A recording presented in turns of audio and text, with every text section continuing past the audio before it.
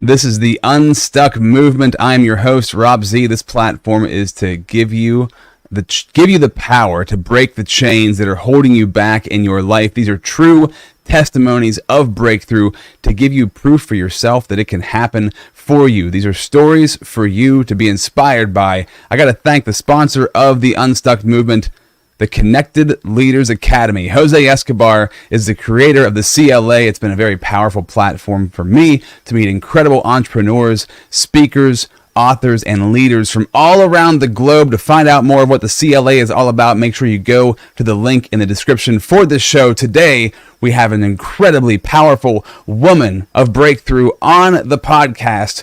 Maggie Baker is here. So Maggie is a Ph.D. in child development and clinical evaluation with over 30 years in private practice in the Philadelphia area. She specializes in financial therapy and ADHD, ADD assessment and treatment. She's the author and narrator of Crazy About Money. Maggie shares her own journey of overcoming financial challenges and emphasizes the importance of being present for oneself and for others. Maggie, thank you so much for being a part of the Unstuck movement. You're very welcome. I'm very excited to be here with you, Rob, and I think we're going to have a wonderful conversation. Judging by the conversation we were having before this, I know it's going to be amazing. And I love to open these shows up with a question. We ask great questions in our lives. We get better answers in our lives that lead to breakthrough. So I want to talk about important lessons that you've learned in your life. What is the single most important lesson that you learned during the big breakthrough that you had after the tech bubble burst back in 2000? You went through a bad depression at that point in time in your life, but what was the big lesson and breakthrough that came from that?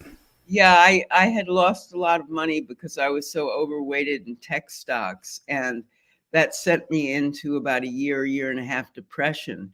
And what I learned from that is that if I had been able to embrace the pain that caused me and the great loss that I experienced, almost like losing a family member, I would have been much better off, but I kept trying to fend off the pain.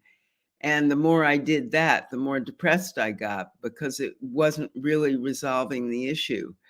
And finally, after I decided that there was no point in trying to find the bad guy in this, except to look at my own behavior and see what was going on there, that I could really put my arms around the pain and have some compassion for myself, which was sorely lacking for a year and a half. I was more like I was, whipping myself rather than hugging myself. What was the revelation that you had about yourself? How do you let something like that go? Because that I imagine was an incredible crushing blow for you and your family. So was there a certain moment of breakthrough that came in those days? It's interesting because when you feel that badly about something, you tend not to want to talk about it because it's so involved with shame and feeling bad about yourself, as if you're a bad person. And I'd been going ring around the rosy with that one for a long time. And then the breakthrough came in the oddest way, because one day I was taking a shower and I looked up at the shower head and I saw the water just freely flowing and seemed to enjoy just freely flowing. And I thought, oh my gosh, that's the experience that I miss. And I just burst into tears and cried and cried and cried. And then I got out of the shower and I thought, enough of this moping around. I felt the pain, not directly, but certainly I got very much in touch with that in those very few minutes. And I was able to say, I've got to look forward. I've got to see what's coming up next and try to be better at dealing with it than I had been in the past. And that that was the compassion I tried to show to myself, which I did. And I just got on with it. That metaphor also is powerful, of the shower head, the water coming out of it, that it was so freely flowing out, and you were stuck. You had bottled something up that was preventing that from happening for you. Yeah, it was like all the water in me was going around in a circle in a very stale way, and didn't have a way to express itself outward where it created something. It was just, banging around in there causing trouble. What a metaphor. That's really good. That's really, really good. I love that. That's just an incredible story of like a breakthrough moment. Because I find it fascinating. Is it not fascinating how it's like the simple things? Like we're always searching for some profound thing to happen. And it's the most simple things that can lead to those gigantic breakthroughs. Like that moment in the shower. Like, holy cow. You would never imagine that's where it would happen. I could never have imagined that either. But it was really true. I mean, it just kicked me into gear. And I decided that I just never would let that happen again. And so I fired the advisor, found a much more conservative one that believed in diversity. So now I have the most diverse portfolio of any human being in this world.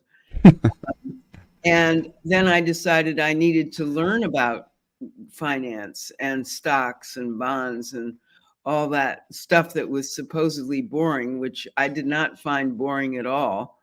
So I joined an investment club, learned how to, with 10 IT people, a sculptress and myself, and we learned to evaluate stocks. So I knew, what to look for and how to evaluate a really good, solid investment. And then I sought out counseling for the psychological part, which at the time, during the early 2000s, was not, financial therapy did not exist. So I had to look high and low and nationally for tutors to get up to speed with the psychological part. And I love that term, a financial therapist. What are the most common money behaviors that you find in people, right, when you work with them? What are the common money behaviors that keep people stuck? And how does it like tie into their emotions, right? So how can like understanding emotions guide better financial choices? Well, I would say that a huge percentage, maybe 50% of the people who deal with their own personal money are avoidant about it. And money is such a thing. You have to use it every day. And there are all kinds of different categories of money. You have credit cards, you have bank accounts, you have savings. And if you don't put the whole picture together, you never really know where you stand. And many people just, they look at their credit card every month and deal with that, but nothing else. And that can fool them in many, many different ways. Just to give you an example of an extreme, I had one person I worked with who would get a credit card bill every month, and she tended not to keep an eye on her expenditures. And she would squint as she looked at the bill, and then her eyes would only see the minimum payment due. She'd pay that and felt like, oh boy, I've taken care of my credit card for this month, which is a fool's dream, because she ends up paying 2 and 3 times more for the money that's on there, because she builds up such a big balance that in fact she owes. Mm-hmm.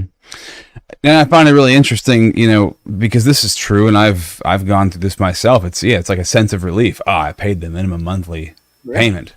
I'm off the hook for another 30 days. Then it comes back around again, and again you're panicked. Oh no, I got to do this again. It's like reliving it's the definition of insanity, I suppose.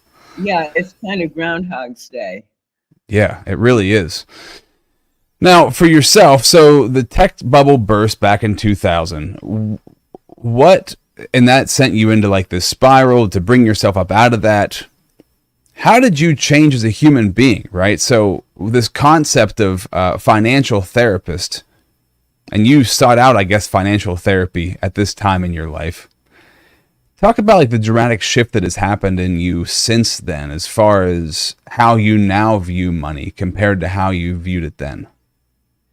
I think what I was viewing then was I've got to have more, and more will never be enough, because who knows how much you really need. And it was like I was like a little squirrel saving all the acorns for winter. And that was my behavior. That's not, if you had asked me, I probably would have said, oh, money is there as a useful tool to accomplish what you want to accomplish. But that was kind of my head talking. But my emotional system was just saying, I've got to have more, just to make myself safe and secure. And I think what I learned is to really get a better sense of how much is enough, and that the money really represents energy in the long run, because you put your money into things that you value. So one of the things that I do as part of financial therapy is ask what somebody's top 4 values are. So they might say education, philanthropy, travel, and entertainment. And then we go through their credit card bill line by line and say, okay, is this expenditure line up with any of your core values? And what people learn through that is they're spending maybe, half their money on things that they don't value that much, but they have some immediate pleasure feel, like eating out all the time or going to Starbucks 3 times a day. And then they realize, oh, this is nuts. I really should align my spending much more with my values. And it bring them to a consciousness that's very good, and it cuts through the avoidance. And so a lot of that, what you were just saying about how people view spending money in an entertaining kind of way, when you're blowing money that you get on a weekly or bi-weekly or monthly basis, you're blowing it on Starbucks or frivolous things, that's because you're not really paying attention to your money, and you're kind of fearfully holding on to it instead of confidently applying it to your life to where you actually want it to be. Right. And so does that come down to constantly paying attention to where your money's coming from and where it's going? Like how closely do you pay attention to where your money's coming from and where it's going? And what do you advise people to do in that situation? What I advise more than anything else is to get a basic idea of what your fixed expenses are. So, you have the electric bill, the gas bill, probably a mortgage payment, a car payment, and write it down so you have a really solid idea of what your basic money needs are. And that way you don't have to, and fortunately through all the computer software programs, there are all kinds of ways of keeping track of your spending that didn't exist when I was coming up. And I think registering your expenditures on a QuickBooks or some similar software can help you keep track, because they do all the work, as long as you're willing to enter all the numbers. And I think that way you know where you stand, and yeah, you can look at it here and there, but you don't have to obsessively look at it at all, because you know what's happening. It's the classic, you build a system and then the system runs you. Yes. Right. Exactly. And if you have a system in place for something, then you no longer have to freak out all the time about what's happening, because the system is in place and you just have to follow the rules of the system that you built. Just like when you have a job and you work for somebody, you're entered into a system, and that job's not, it might be a stressful job, but the point is that the outline, the layout for your tasks, for what you're supposed to do, is there for you. Now, when you go off on your own as owning your own business, that can be a lot more challenging because you no longer are given a system. You have to build your own system. Exactly. And I think for us, not learning money throughout, our early lives through the education system, we're not taught a way of having a system for finances. Well, And that causes. Yeah, not only that, a lot of the financial literacy programs are only kind of head talk programs, Right. in the sense that they give you some tools of how to budget and what compounded interest is and things like that. Lots of concepts, but the thing that rules making decisions, and particularly in conditions of risk, are not what goes on in your head as much as what goes on in your limbic system, which is your emotional system. So that if you're fearful, you're going to have your sense of risk is going to be very different than if you're really confident about what you know. Mm-hmm. Yeah, very true. And so, as we're moving along in this episode, I find this so fascinating. I could ask you a million questions. I have to give a shout out to the sponsor, the Connected Leaders Academy, for 60 seconds. But when we come back, I really want to find out from your vantage point. You spent over 30 years in private practice. You have a Ph.D., especially focusing on ADHD and ADD assessment and treatment. So I want to find out more about like ADHD and how that plays into financial decision making and things of that nature. So we're going to dive into that in just 60 seconds. Oh.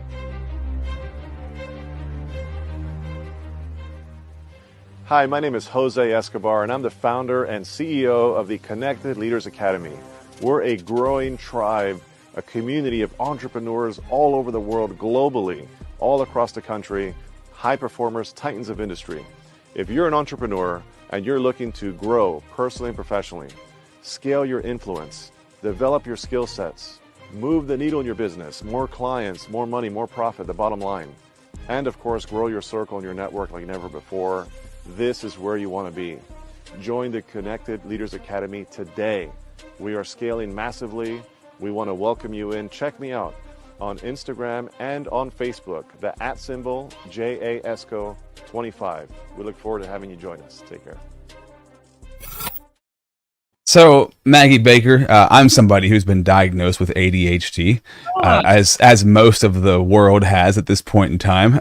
And I was fascinated to hear that was a big part of your private practice, and a lot of what the people you worked with was understanding ADHD and ADD. How does a condition like that factor into financial decision making, negatively and positively, if there are any positives in there? Okay, I think the most important thing is understanding immediate gratification and impulsivity. Mm-hmm. And what I mean by impulsivity is that people with ADD and ADHD, and the ADD is just being inattentive, and ADHD is where there's a hyperactive physical hyperactivity, which translates in adulthood to being it translates into being very verbal. So what I would say is that an ADHD person, ADD person, is very much bound by their immediate perceptions. So if they see a shiny object over there, that will distract them. Or they see a shiny object over here, that will distract them too. And what happens is that they get so in the moment that they just go along with that moment. So they're, say, in an electronics store, and they find something that they think is absolutely fascinating, they get kind of glued onto that, and before that you know it, they bought it. And it's not necessarily an unconscious motivation to be self-sabotaging as much as it is the thrill of finding something that's so enjoyable that they just want it. Mm-hmm. And that kind of compels them into it. And that kind of impulsivity can lead to a lot of risky financial behavior, because they don't think about the bill at the end of the month. They only think about, I can't wait to get this home and use it. Mm-hmm. So what advice do you give to people with ADHD who might be impulsive, or, I find myself, just personally, I'd say half the time I'm pretty cognizant of what I'm doing and making smart decisions by not making a decision, by waiting to make a decision. And then other times I'm just like, oh, this is too good, I got to do this, or I got to jump on this, or whatever it might be. So what advice do you give there? I think basically, and this is very, very difficult because ADHD people don't like to be restrained, but if they can get in touch with the fact that there will be consequences and try to discipline themselves. So let's say when they go to the store, they can say, okay, I'm going to the store and I'm going to look for this specific item. And if I see anything else, I'll note it, but I will make a commitment to myself not to buy it. I can think about it and go home and talk to my family about it, but I can't just buy it on the spot. And then if they still want it, then they have a better chance of paying for it in a thoughtful way. And I've recently got back on the practice of fasting until noon. So basically like intermittent fasting. Right. And it's reminded me how good delayed gratification is, right? Because when you finally, and it's like an everyday thing. So every day when I eat at noon, it's like, oh, wow, this is amazing. So much better than shoving food in my mouth the first 10 minutes that I wake up during the day. There's so much more gratification there. Oh, Rob, I do the same thing. I've been doing it now for about 4 or 5 months, and it's great because you know how good it's going to be, and you kind of practice that kind of restraint, which actually strengthens, especially if there's a part of you that doesn't really want to do it. I mean, right. I'd love to sit back and have a latte, but if you know that that's not good and you can get yourself to do intermittent fasting, then it strengthens that part of your the midbrain cortical structure right down the middle here of your forehead, and that makes it easier for you to build the discipline. So that I know a lot of ADHD people I've treated that once they get a structure and they can get themselves in it, they love it because it's so self-protective. Well, we as human beings, we really do love structure as much as we don't think that we do. We perform much better under structure. It's like I was learning it under a parenting technique. There's disciplinary parenting, like dictatorship parenting, and doormat parenting. And the best is when you can merge those two things together so you have limits, but you have freedom inside of limits that you've built for yourself. Exactly. And once you get, a lot of ADHD people are very defiant because they've gotten so many negative messages about themselves that they don't want to hear bad news, good news, or any kind of news. They just don't listen and defy. And once you get through that emotional barrier, then they're really able to, and you get them to feel that it's their choice that they're doing this, not yours, out of a judgment. Then they're much freer to be able to adapt to a structure that they create themselves. That's why so many entrepreneurs are ADHD, because they have so much trouble with the boss. Mm-hmm. Yeah, and feeling restricted, feeling like I have like ideas that I want to be able to do, and if I'm not on my own, I'm not going to be able to do those things. Right.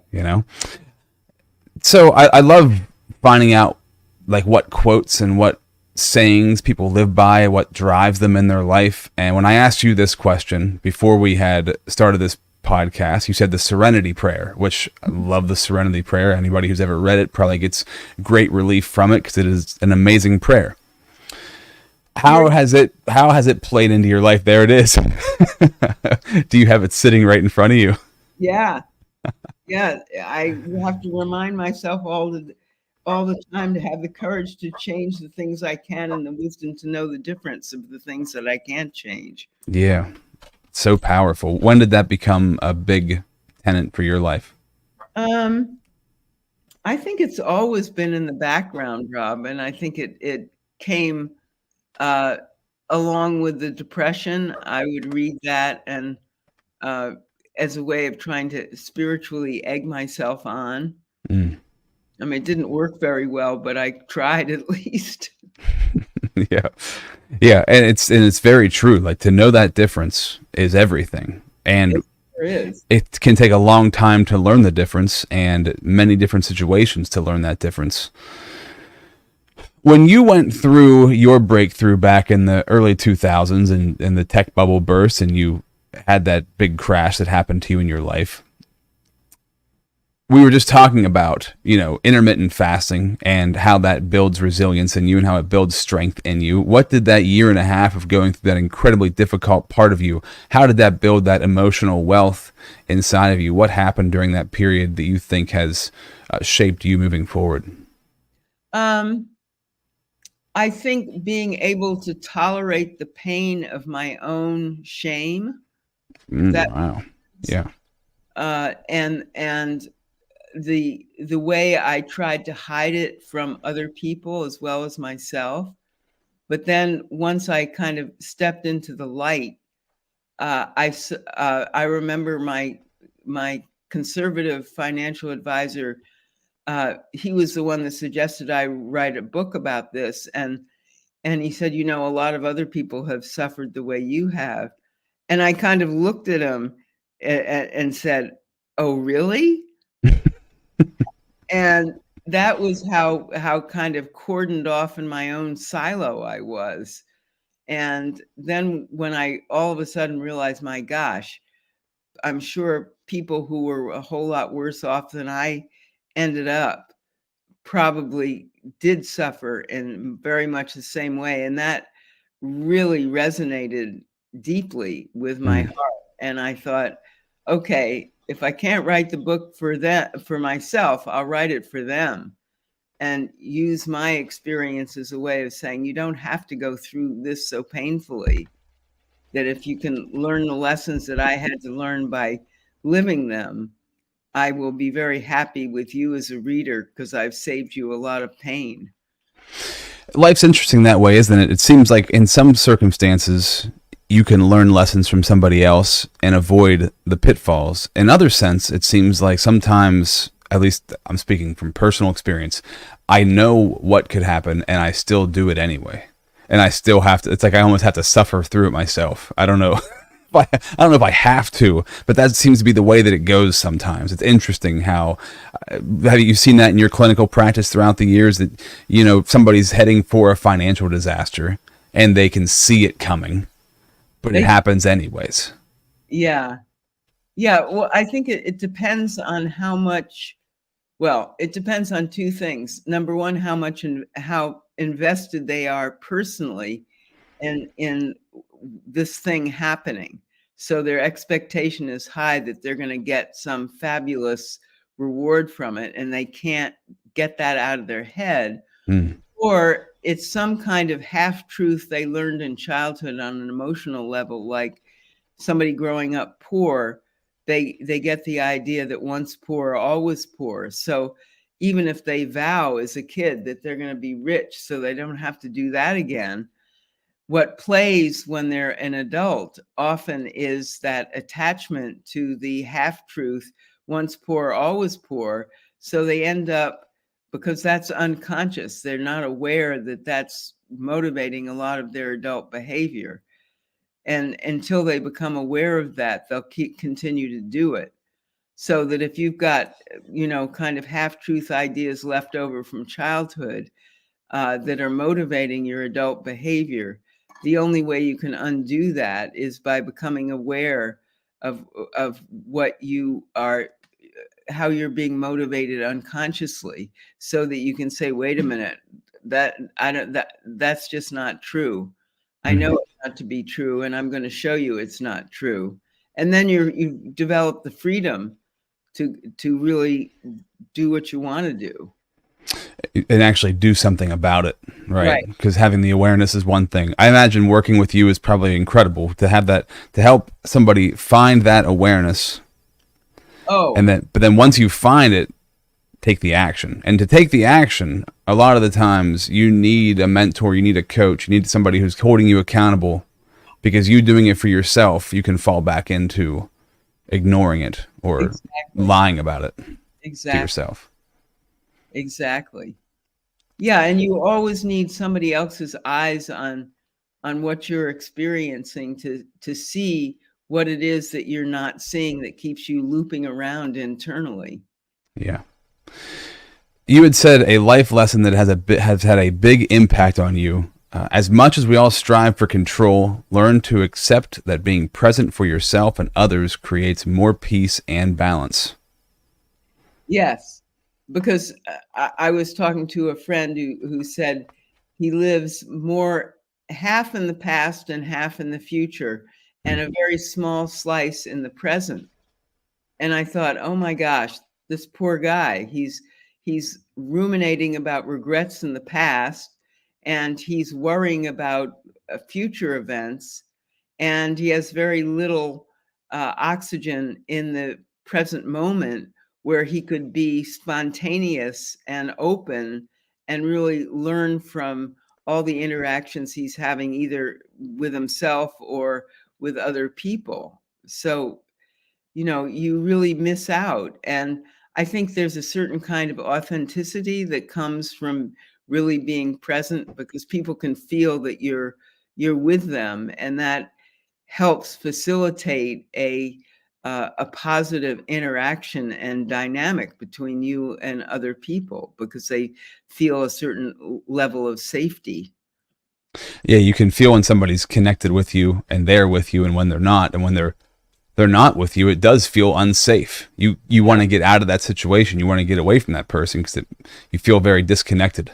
Exactly. And unimportant too, right? Just it makes you feel just like you're not important to that person. It's pretty obvious, but it's also something that you have to pay attention to. It's one of the reasons I recommend people do a podcast or do something where they have to pay attention to somebody, because it forces you. If I was just not paying attention to you this whole time, it'd be a disaster.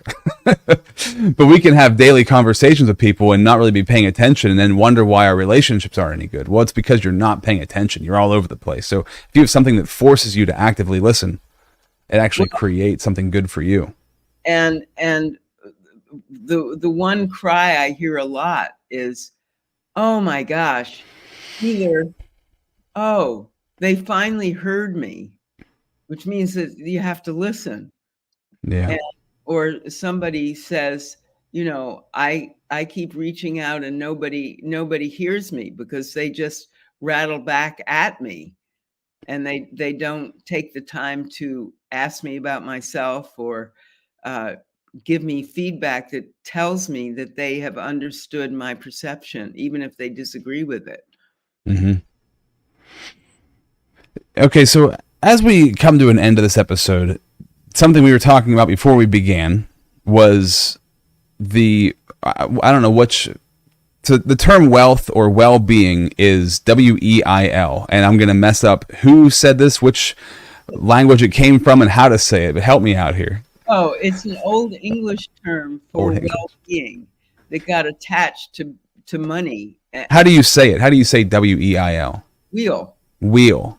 Yeah. Okay. As far as I know, that's how it's pronounced. So wheel, WEIL, is where the word wealth comes from. But the interesting part of that is it meant wealth or well-being, right? Yeah. So talk a little bit about that and what that means to you. Well, I think well-being comes from balance. And balance means there are four critical areas that I think people as humans deal with. And that is the spiritual, the psychological, the physical, and the financial. And the financial is the one that most day to day is either an impediment or a facilitator of the kind of life that you want to lead. So I consider it very, very important to really understand your money, understand your feelings and beliefs about money, and put your money into the energy category where it's a means of creating something for yourself. Mm-hmm. And keeping that in balance, so that the point of money is not just to show it off to other people or to save it to the point that you're afraid of spending it, or spending it recklessly to the point of not caring what the consequences are. So you have to find a balance of what, basically what Benjamin Franklin said, a happy person is somebody who stays within their means. But you got to know what your means are before you can stay in it or not stay in it. That's a great point. It just, that kind of balance brings financial security and safety. Yeah, you have to live within your means. We hear that all the time, but you never hear anybody say, but what are your means? Yeah, exactly. Right? That's a really good point. Yeah. Exactly. What are your means? That's a great question to end this thing on. Anybody watching or listening to this right now, what are your means? You live within them, but what are your means? I'm writing that down for myself because that's a really good question. And this has been a wonderful conversation. I really enjoy talking to you. I could talk to you for another couple of hours, but we got to wrap this thing up because I could ask you a million questions, and maybe we'll do that in a follow-up episode. If people want to get a hold of you, a couple of the ways that they can do that, LinkedIn, Instagram, Facebook, TikTok, Maggie Baker PhD, or MaggieBakerPhD.com, right? Yeah, my website is www.maggiebakerphd.com. So go there, and you're on all the social platforms too. Yeah, and then you just have to put in Maggie Baker PhD for the other platforms. Very cool. Anything you want to leave us with before we sign off, Maggie? I think that one thing is that people get very frightened because there's so many negative feelings around money that it makes them hesitate to go to a financial planner or advisor, both of which I am not. I'm a psychologist, or a financial therapist. And what I would say is that people who do go to a financial advisor and people who do go to financial therapy end up being far more successful with their money. And we're not here to judge. We're here to help and make this a process that you can tolerate because of all of the negativity it might bring up for you. But we tend to be very compassionate practitioners who want to extend our compassion and concern for you and help you get to where you really want to be. Amazing. Thank you for sharing your story. And I think I know it was helpful for me. Initiation, beasting, startization, review, deposition, research, any activity expected of someone in joining or participating in a group that humiliates, degrades. What a way. I'm gonna mute you there for a second. I don't know exactly what happened, but this has been the Unstuck movement, and I want to thank you, Maggie, for being a part of the Unstuck movement.